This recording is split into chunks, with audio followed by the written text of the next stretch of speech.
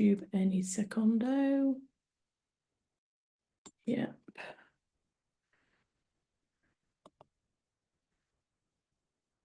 Okie dokie dokie. We should be pretty much live. Hang on, let me just check. Make sure, because if we are, this is the best and most exciting thing ever to happen in my life.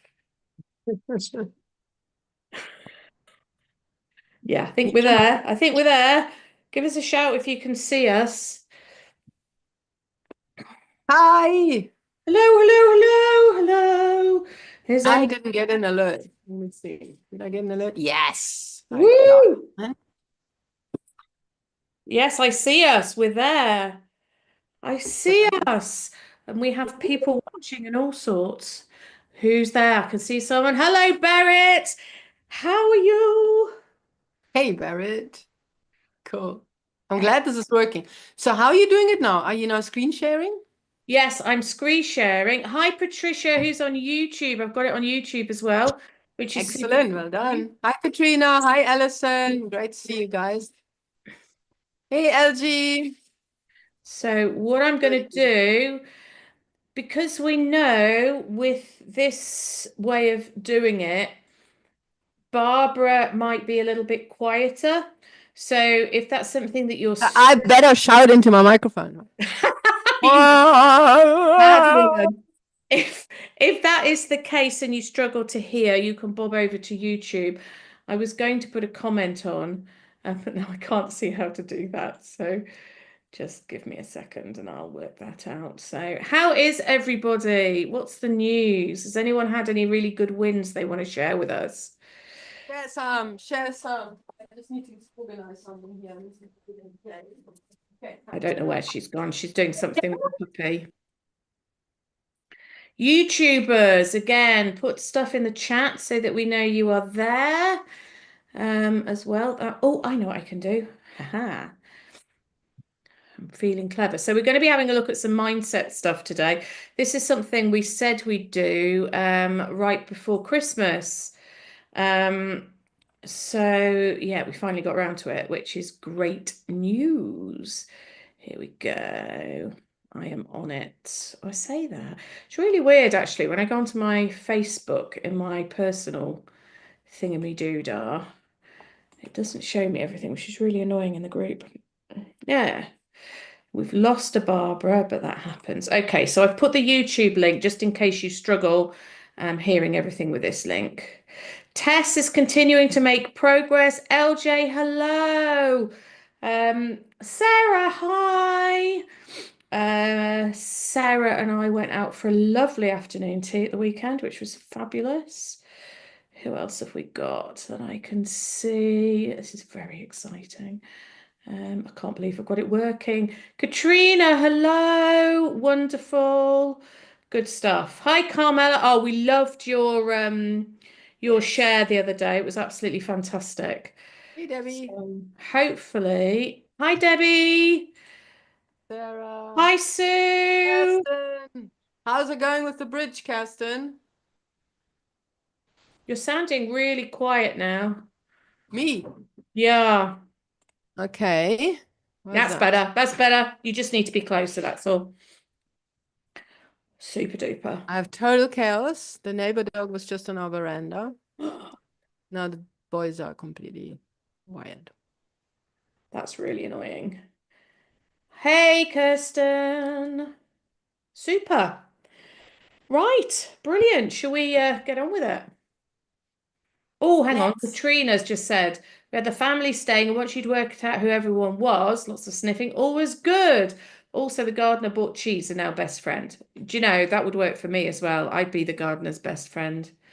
If they bought me cheese, 100%.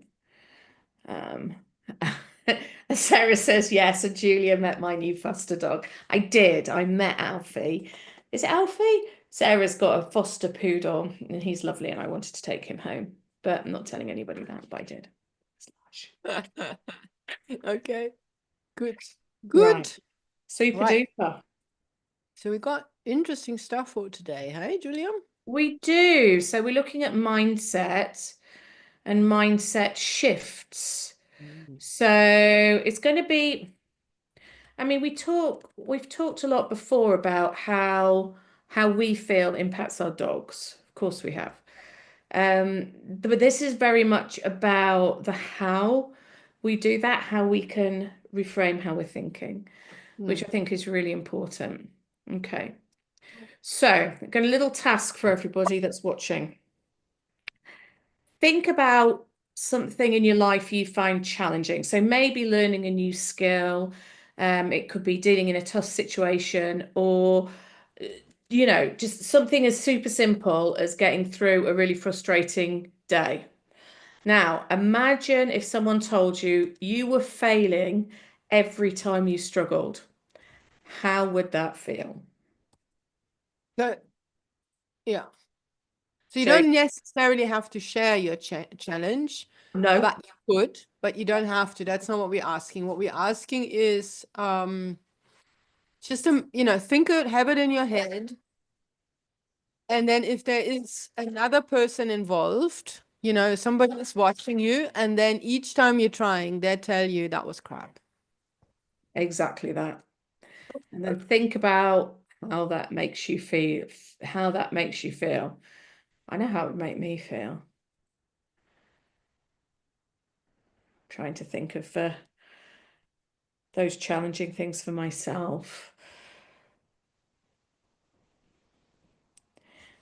Um, what scenario would you think? So for me, a challenging scenario that I have in my life.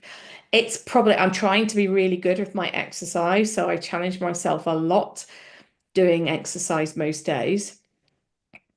And I do like resistance and weights and stuff. And sometimes I have to stop partway through. Now, if somebody said to me, well, you can't do it, you're absolutely hopeless, I would last about a day, I think. If that, I'd probably just give it up. So it's not worth it if I'm that rubbish. I think that's what I do. But I suppose the point is this is what happens to our reactive dogs every day, because as a society, people think of that reactivity as being bad behavior. And it's easy for us to do that ourselves because, from our perspectives, it does make our lives more difficult. It can be mentally, physically draining, all the other stuff. So it's really quite hard not to. So it's Mm. about changing that mindset and turning everything around. So the way we think about our dog's struggles directly impacts on how we handle it. Now, this sort of mindset stuff, there was an academic, American academic called Carol Dweck, and I don't know if any of you heard of her before. I'm sure if you work in education or something like that, you probably have sports as well, use her a lot. Sports actually use this mindset stuff loads because it's all about getting yourself into that, yes, I will do it and I am great and all that kind of stuff, frame of mind. And in my previous life, as a maths teacher, it was huge because there's that kind of culture for people in this, in the Western world to think they're rubbish at maths. And they constantly repeat, I'm rubbish at maths. I can't do maths. I'm rubbish at maths. I can't do maths. And it's like that self-fulfilling prophecy. Whereas the minute they start feeling more positive about it and they think, actually, I can't do it yet, that doesn't mean I'm not ever going to be able to do it. And that changes. If you can get a kid or an adult or anything to have that mindset change, the impact on the actual reality and the outcomes is absolutely massive, massive. So it's all that kind of stuff that we're trying to help our reactive dogs with. Um, so yeah, as LJ said, it's not that they're behaving badly, it's that they're feeling bad, and that is the most important thing. Absolutely. I'm just having a quick sneak over to YouTube just to check I haven't missed anybody, and I don't You think I have, won't. I can which keep is an all eye good on. news. Okay, so let me ask you a couple of questions. So, have you ever had a time where a change in perspective meant that you handled something better. So, what do I mean by that? Which is a really, so something not necessarily dog related. Okay, so instead of, the example I gave them that I used to use when I was teaching is going from I can't do this to I don't know how to do this yet makes such a Mhm. big difference. Um, I and had a have you had I got one? I had an interesting one with a colleague some years ago who I felt I felt he patronizing me and blah. And then there was an email exchange that I totally misread, and so I was so angry. I was running around my desk. I couldn't sit still. That's how angry I was. And I have to resign from this project. I cannot work with this guy any second longer. It's impossible. And then I chanted about it, being a Buddhist. I chanted about it, came across some guidance, and then realized that number one, it had nothing to do with me. And number two, that the guy was probably himself feeling a bit insecure. And I kind of imagined being a tree. So what? Whatever problems he has, don't make them your own problems, right? So I shifted my perspective from what's he doing to me to it's got nothing to do with me, but how can I help? And I had a lovely time when the dude came and we had to work together. I had a really lovely time. So anyway, I don't know if that's helpful. No, that's a really, Yeah. really great example, isn't it, of what can happen. I'm just seeing that Alison couldn't hear you properly, so I'm just trying to see if I could Aw. shift things a little bit around to see if that helps.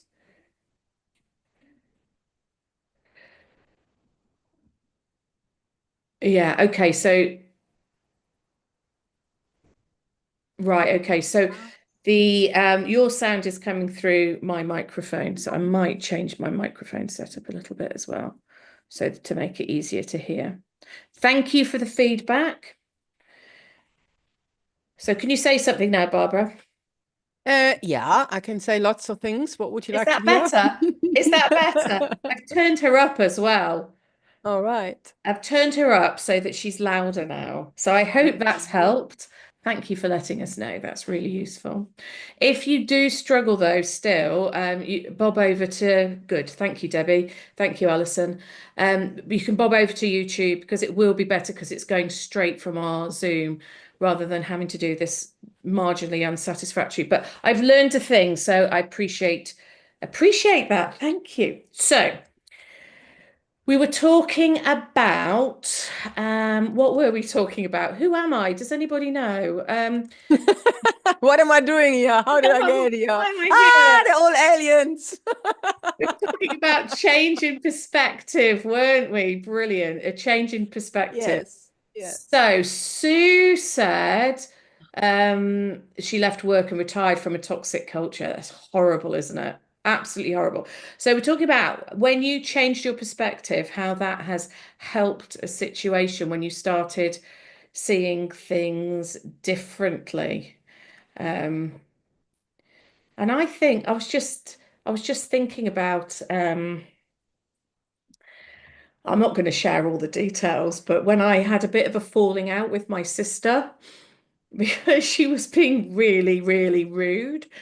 And then I realized actually I changed my perspective that it was the fact that she was feeling really isolated and super stressed.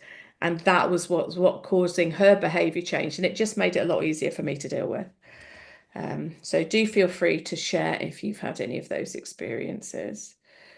So Alison's put seeing things as an experiment or a game rather than a personal test with successes and failures. I like that. That's And I great. like that sort of non-binary way of looking at things. It's not all right and wrong, is it? Yeah. So, got a question, and I would like answers in the comments, please. What's one thing people assume about your dog that you know isn't true?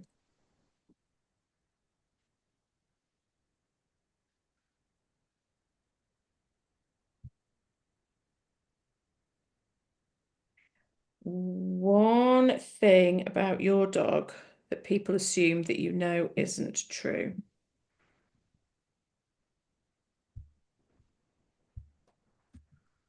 What have we got?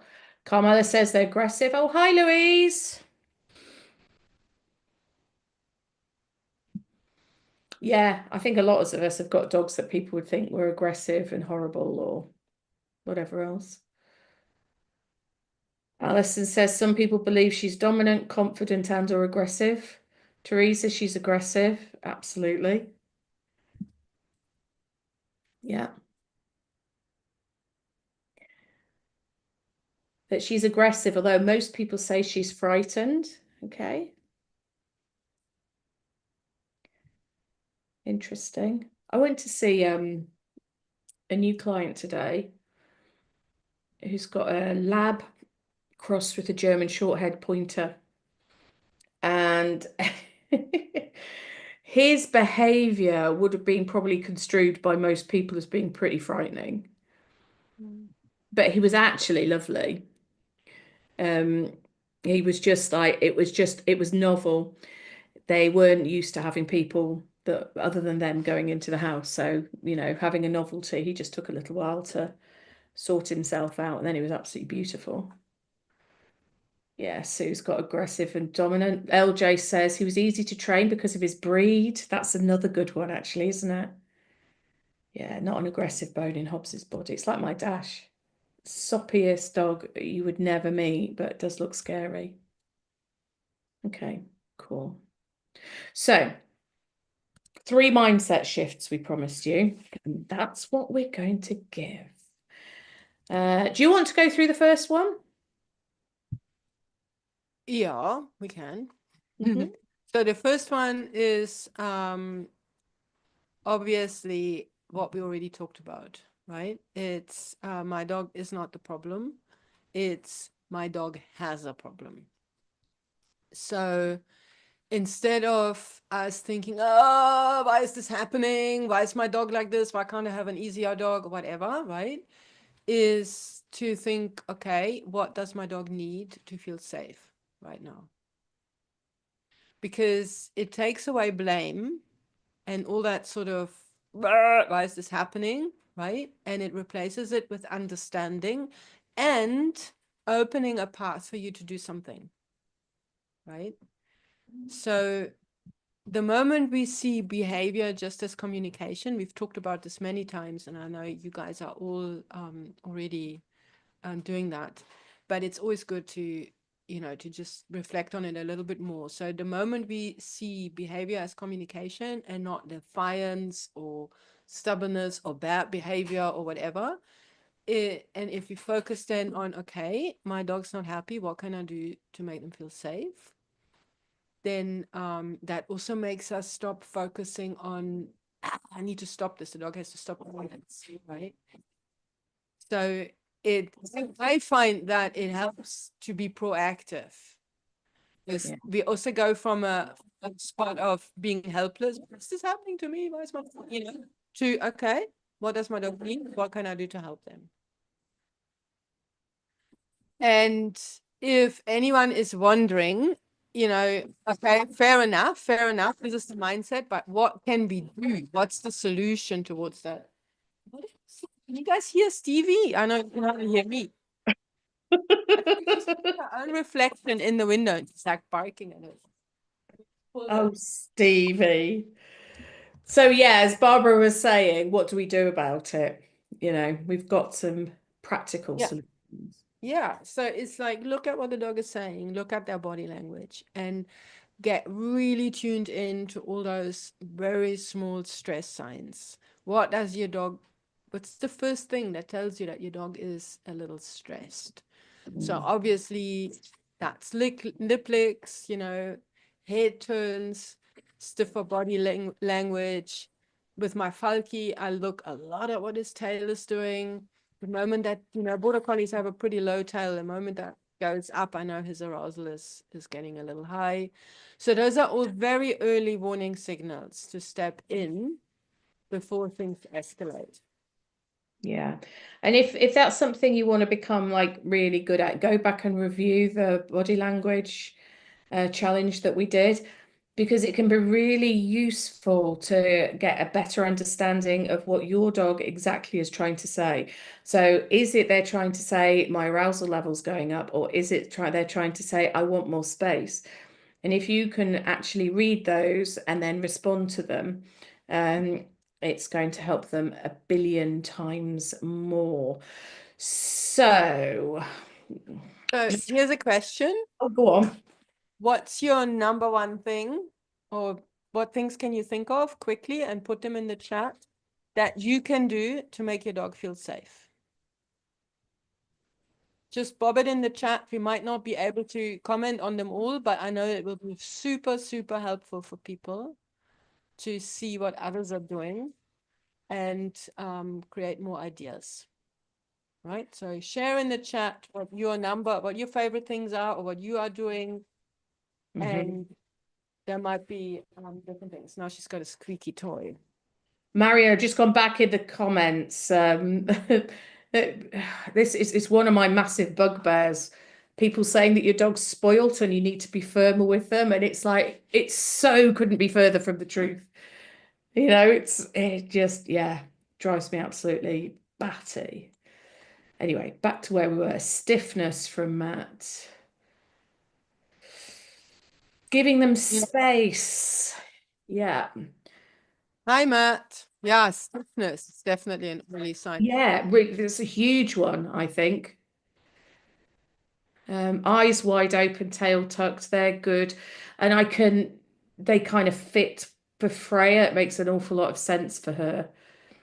Yeah. So the things to make them feel safe, we've got space, distance, time and choices, LJ said. Great. Playing Okay. games. Sue said, I wish I could see around corners to see what's there. I mean, Walk with a mirror on a stick. hey, never say we don't give you practical solutions. Mirror. How you manage a long stick with a mirror and your dog on a lead? That's another question. You make it, put it on a We will like deal a with hat, that next time. put it on a hat, so it's like that, like Inspector Gadget. It'd be really cool. I mean, what I do Yeah. is I plan walks. So I think about, okay, which corners am I going to go round where I can't see what's coming? If I can, I try to avoid them, or I position myself better so that I can see better. So it might be that if I go to the other side of the road, it's going to be easier for me to see. Or it could be that, I can take a wider line or something like that. So that's what I would tend to do for that sort of scenario. Okay, then we have initiate games, distractions, routines she knows well. I really Yes. like that. Yes. Upbeat tone and body language. Okay. Careful planning. Definitely careful planning. Planning's Good huge. one. Good one. Let's have a look at our next mind shift. Let's do that. So, from two, it's about shifting ourselves from thinking from that fix it mindset. I need to fix this problem now. I can't do with this anymore. It needs fixing. And shifting that to actually, I'm in this for the long haul. I'm playing the long game. So, we know that reactivity, it's not a behavior problem, it's an emotional state. And changing how we feel about things takes time. So changing how our dogs feel about things is also going to take time. So and if any quick fixes that we come up with, they don't work. They can't unlearn fear quickly. So how do you actually do this without thinking like absolutely desperate and this is going to take half my life? And it's all about the small wins. It's about remembering that every tiny small win adds up. So we've seen on the group, Katrina's put some, and Carmela actually have put some lovely wins in there, and they are quite big wins, but even smaller ones than that, keep a note of them. Have a success journal. So that's going to be a little thing that everyone can do is get a success journal and just write down the wins, no matter how small. So your dog saw another dog 3 fields away and didn't respond to it. You know, it could be as small as that because it's all contextual depending on you and depending on your dog and their environment and their experiences. So, what would a tiny win look like for you? And keep writing them down because we've talked about having negative bias before. We do. We tend to remember all the bad stuff. So, let's start focusing and have a success journal. So, if everybody can try and think of one thing with your dog that was a success. You know, if you can do one every day, that would be brilliant. If you can do more than one some days, even better. There might be days where you just have a really rubbish day, and that's fine too. But And build it in as a habit. yeah, and here's the thing, if there must be something. There Yeah. is always something we can write down. And if it's not like a thing like, we today we played the up and down game and Falky was looking towards the dog and then back at me and tossed the cookie down. That was huge. That was brilliant. That was on a walk that involved another dog. But it doesn't have to be that sort of thing all the time, No, right? And it doesn't have to be directly related to your reactivity journey. It could be we had a wonderful time playing a particular game in the living room with our windows blacked down. exactly. I mean, anything positive helps you with your mindset. So, Can I give you my win for today? mm, I had some quite big wins yesterday. They were fabulous. Today, less so.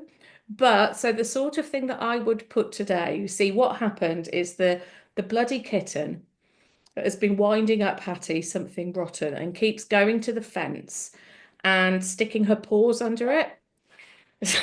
So I went well, and so I've kept Hattie in, once I realized what was going on, I kept her in.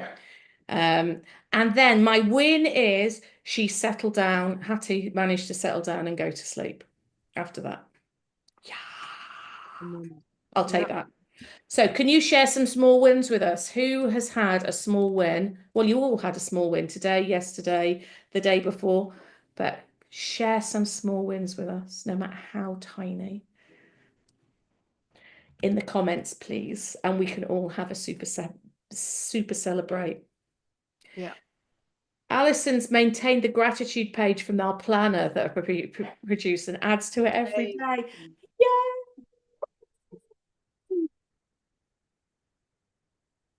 Perfect. Ah, I'm very excited now. I'm sitting here anticipating the brilliance, Okay. everyone. So, shall we move to our third mindset? Yeah, then we can come back to the wins. We No can come props. back to the wins while they accumulate in the chat. Good idea. So the third mindset is ignore the puppy while she's barking. No, I can't handle this. Move that to I got a plan. Because we always feel the most overwhelmed in those moments when we don't know what to do, right? That's all that because that's the thing, yeah. That's when we feel really like we don't know what to do. So if we have a plan, then that takes away panic and it gives us more confidence. So knowing what your next move is means, okay, take a breather, watch that. Now, my shortcoming often is that I don't make the time to sit down and actually formulate a plan, right? And sometimes we don't do the things that we need in order to action that plan. So the more we focus on have a plan and what are the steps that we need to do, then you can stay calm. And when you can stay calm, it's much easier for your dog to stay calm too, right? So have a plan. Go from, I don't know what to do, I can't handle this, to, okay, I've got a plan. So, in terms of the plan, I suppose the next question is, well, what might that look like? So, for example, would it be okay? I'm going to take my dogs out, and if one of them has a reaction to another dog, and it's too late, what am I going to do? Right, what I'm going to do is I'm going to turn around and I'm going to go the other way, and we're going to go home and we're going to do an ACE free work setup instead. And that's okay. Or it could be, I'm out with a dog and there's a dog in the distance and I can see them starting to bristle. What am I going to do then? I'm going to make some space and then I might do some pattern games when I've got enough space. That might be an example, I suppose, mightn't it? But the thing is, have that plan, have an idea. This is what I'm gonna do when that happens. Have that plan before you actually go, right? Before you leave home or before that situation arises where normally you struggle with your dog. Yeah. It makes such a difference, though, doesn't it? It gives you that much confidence. Sorry, Stevie behind you is hilarious, Barbara. Oh, can you see her? She's pogoing. We've got some lovely, lovely wins, though. We need to celebrate the wins. So, Carmela, who has had a big win, obviously, when you start to relax a tiny bit on a walk and for a second you think of something other than your dog's reactivities, like the flowers coming out, then you know you are winning. And do you know what? I think we should all have a t-shirt with that written on it. I love that much. I think that's fabulous. And you're so right, because at this time of year here, and you've got the daffodils coming, starting to come out, and things are starting, and it just warms your heart and it changes your outlook when you focus on that rather than getting into your little cave of worry about reactivity. Really love that. Who else? Katrina went to a cafe after their off lead time and she ignored all the dogs in the cafe. That is not a small win. That's an absolutely humongous win. LJ, Bodhi did not cross the door threshold when I ran outside to help a neighbour to catch her dog and left the slider wide open. Again, a huge win. Dear, we're having too many, well, not too many. We're having loads of massive wins. Just remember your wins can be tiny, tiny, tiny. So Debbie says, I took Everest in the front yard and he not only didn't react, but he was able to play games with me, which he's never done before. That's a big step forward, isn't it? Again, another huge win. I love all the huge wins. Yesterday, Tess walked past multiple potential triggers, seemingly oblivious, and was eager to get on with the walk and what we were doing. So that's from Alison. Absolutely. It could have been when you went on a walk that she walked past one trigger and didn't react. And then maybe she did react to the next one. But that one that she walked past would still have been a small win. It could have been, I'm just trying to help people that are trying to find the tiny wins. It could have been that there was a little bit of a pause before they started to react where you were able to intervene and move away. It could have been that you had a plan and you executed your plan. It could have been that you didn't force yourself to carry on with a walk that was going horribly wrong and you went home instead. Those are all the sorts of things that we're thinking about with wins. And we have to celebrate ourselves as well as these amazing ones as well. So, Louise, today Bella went to sleep for 2.5 hours at a meet yesterday and she didn't react to three dogs. Well done. That's big, actually. Sleeping when in a meeting, isn't it? That's really big. Sue, last night walked Remy in the dark, run into two other people with their dogs. We all worked together nicely. He does know the other dogs though. But you don't even need to put that last bit. Let's just keep that win pure and amazing because that's brilliant. So well done. Marion walked past roadworks with loud machinery and even had a chat to the nice guy who started working for us to pass. Oh, what a nice man. What a win as well. Teresa, hiking charm didn't react to the puppy inadvertently bumping into her. And I know she struggled with the puppy a little bit, hasn't she? She looked at it and kept going. Well done. 2 weeks ago, they were never in the same area, still managing, but love her feeling that he isn't a threat. That's perfect.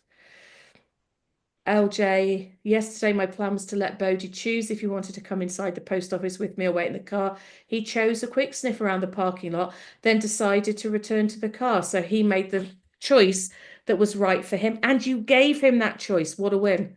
What a brilliant win. Sarah let the new dog off lead, and of course, he stuck with us. Pocket full of treats and lots of interaction helped. Yeah, I saw the video, Sarah. Absolutely awesome. I don't think that foster dog's going back anytime soon. Carmela, I now pre-plan to make my walk successful. Ah, we've got onto the third one. Brilliant.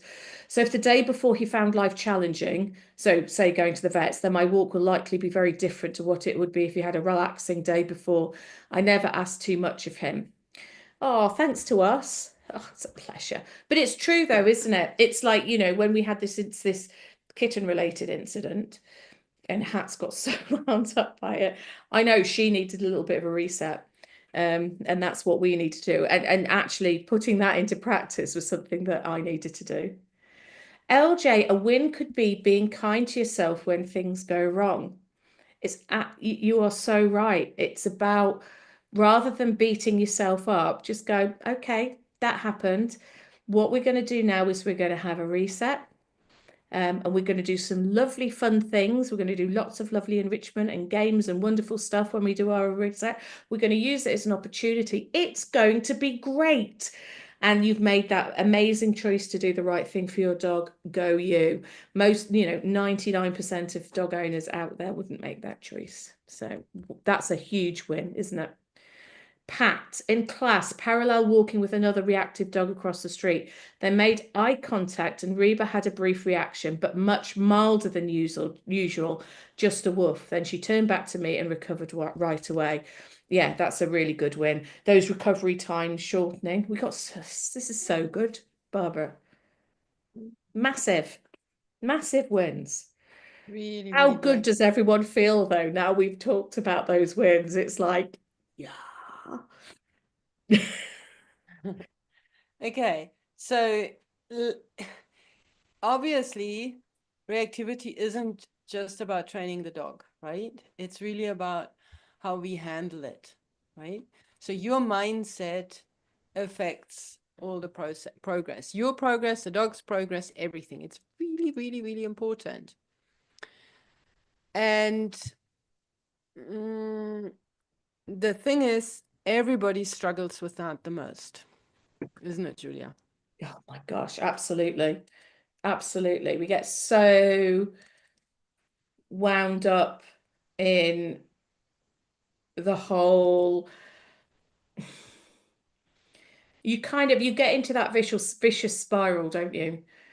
Mm. Where it's like a vicious downward spiral where you get that reactivity, you then get stressed and then you beat yourself up for feeling stressed. And then then you're going to get even more stressed because then you're thinking, well, am I going to handle it the right way? And it can just end up getting worse and worse rather than actually just focusing on the positive stuff, including your own reaction and what you do as well. Focus on all of those. Right. And before we go into our questions, we have a couple questions, two or We three, I do think, to indeed. discuss. So we mustn't forget to get there. I think we just wanted to do a little, what's it? Spoiler? Spoiler. Oh, yes. So we have if somebody's watching this now on the replay, if any of you need a plan, if any of you are struggling and you want some support, we're about to launch a little course. It's called Finding Your Footing. It's like your essentials for your reactivity journey.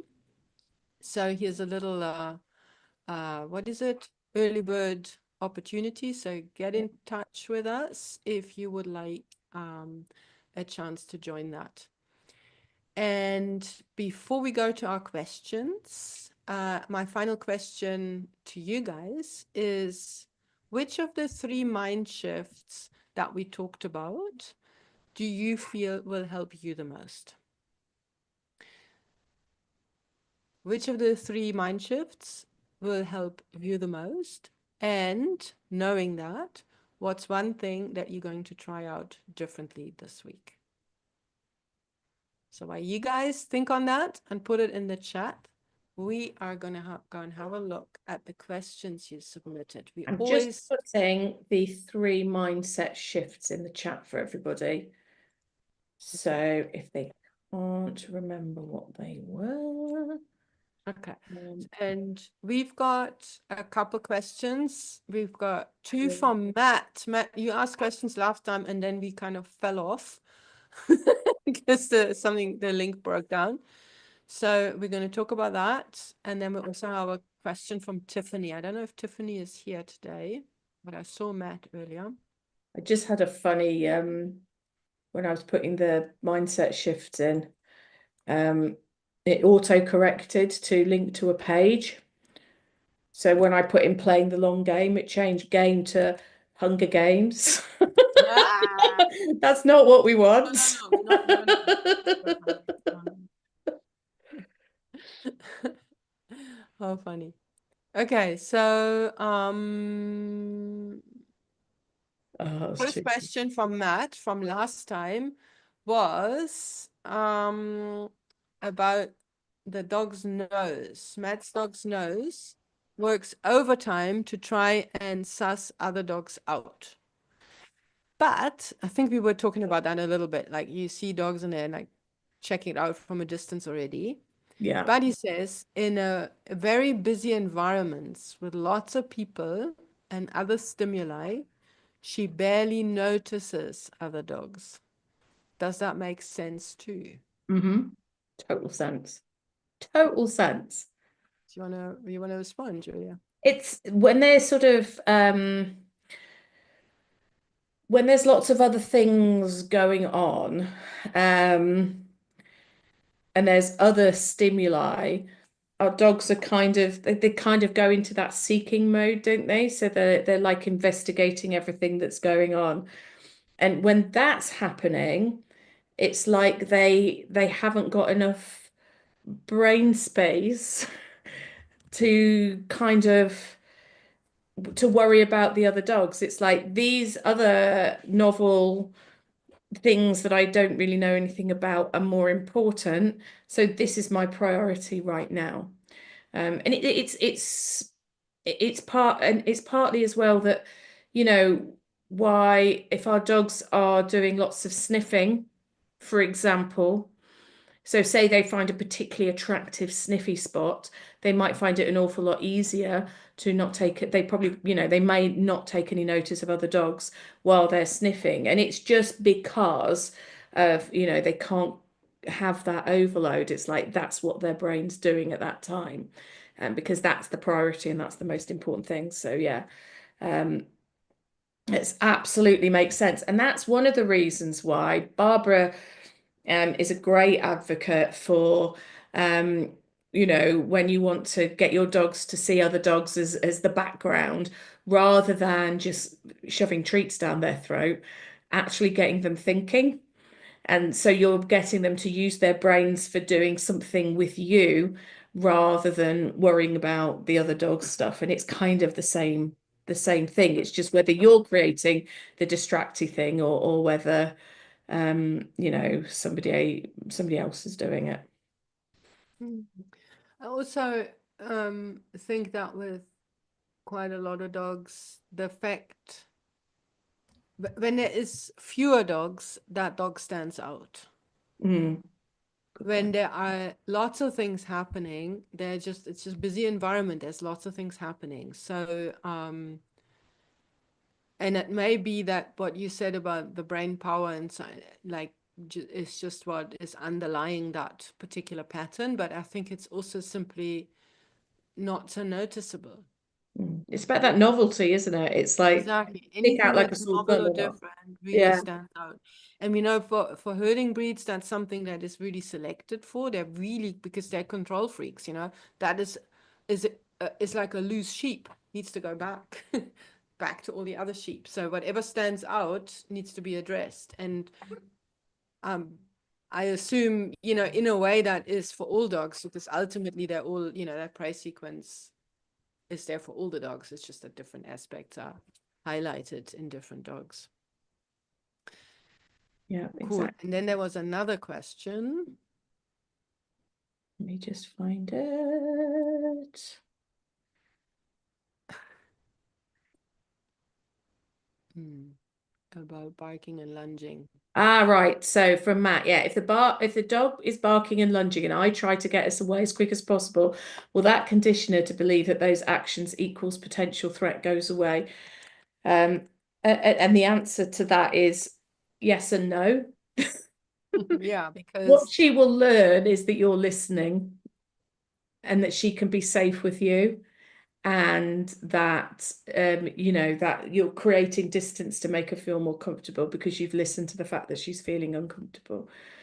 Will it yeah, mean that she's going to react more? No, because it's the she knows yeah, that I love you've got that her back. question. Yeah, Yeah. I really love that question because it's very I similar to if I give my dogs treats when they're barking, am I rewarding the barking? yeah, And the thing is, it's not about that. It's about how they feel emotionally, and we need to address that first. Learning happens after that. Nobody can learn when they're overwhelmed, yeah. right? Mm. But it's what you're doing by making that space is making her understand that I'm listening and you're safe. And that's the most important thing beyond anything else. 100%. Okay. Did we want to have a quick look at harnesses or not? What do you think? No, not we. I think we don't have time for that today, but we have Yeah, another we can question from we can do Tiffany. that another time. Okay, so Um, and that is, how do I get my just 1 year old purebred female Australian Shepherd who had pups in November accidentally to stop growling and starting fights with my 3 year old fixed border Aussie mix female? So we have two dogs, 1 year old and 3 year old. And about 3 weeks ago, they started to fight. I love them both and don't want to get rid of either of them. No, you don't need to. But if I cannot fix it, I have no choice. Or they will kill each other. Oh my goodness.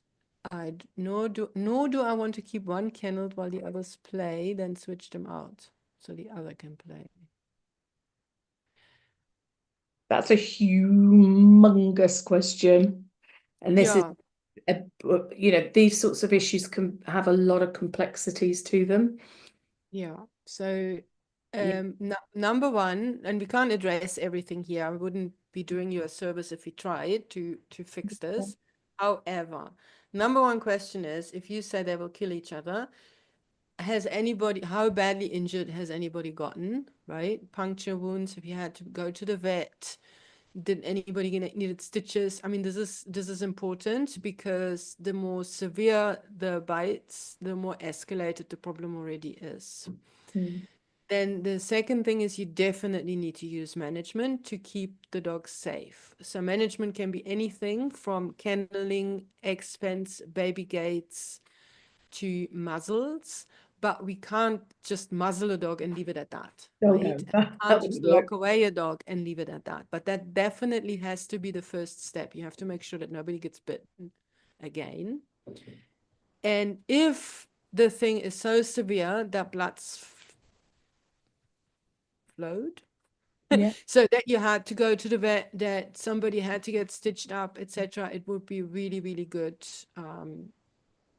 to get hands-on help straight away with somebody and not try to fix this with YouTube and us and this from afar. You definitely need somebody who steps in and helps you right away because then it's really severe. If it's just that your dogs start arguing with each other, oftentimes, when dogs do that, the growling and the playing up and everything can look more bigger than it actually is, because that's the whole point of it, right? Then, of course, you start with management, and then you want to, there are active steps that you can take to make your dogs like yeah, each other again. So the first thing to do is implement management, assess how severe it is, responding to the questions I just posed, and then also keep a journal on when does it happen, when are the, in retrospectively, because we don't want it to happen again. Is it around food? Is it around excitement, when you go walking, etc.? Because those sort of things will be hugely important information yeah. when go and see someone. So, I mean, you're very welcome to contact us for a call, or if you want somebody in person in your area for this, totally understand that. Then, but do get help from a positive, certified trainer or a veterinary behaviorist, because think in this when it's that severe, right? If it's severe, I would be looking to go to a vet behaviorist because particularly because it's a behavior change, there's a high likelihood that one or other of the dogs at least has got some sort of medical pain issue, which we often see when there's a behavioral change. Huge. Yeah, I've got this on it. So now, having said that, when I read this first line, how do I get my one dog to stop growling and starting fights with the other?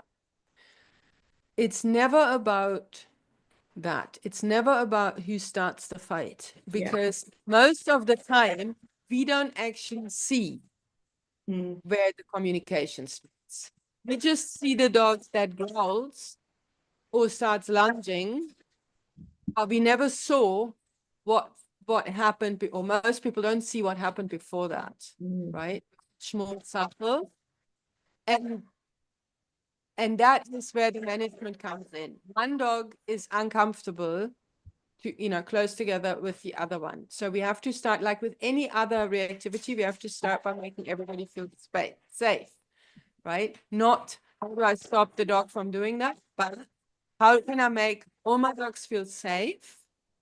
And then from that place of, okay, now they're feeling safe. Now what can we do gradually to bring them together under supervision, doing the right steps, following the training plan that you get from the person that you consult on this. Absolutely. If it's not like, they've been at each other's throats now a bunch of times in these 3 weeks, and you've had to go to the vet and things like that. If it's really just they're growling at each other and they had a fight, welcome to reach out to us. We can totally help you. But if it is a severe issue, then you, like Julia said, go and get a vet behaviorist. Yeah. Exactly that. Brilliant.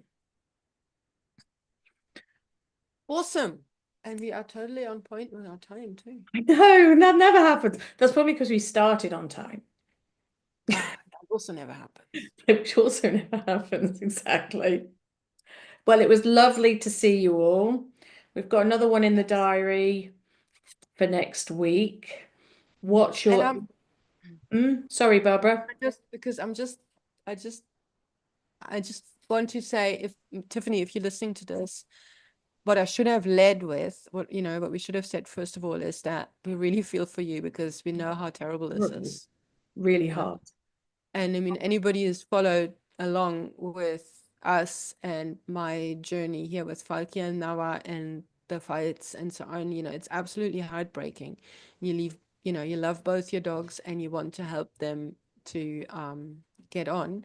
And that's absolutely possible, right? It's absolutely possible. You don't have to get rid of any of your dogs, but you have to make them feel safe. But we do totally understand how awful it is. And yeah, I'm really sorry that you're dealing with this.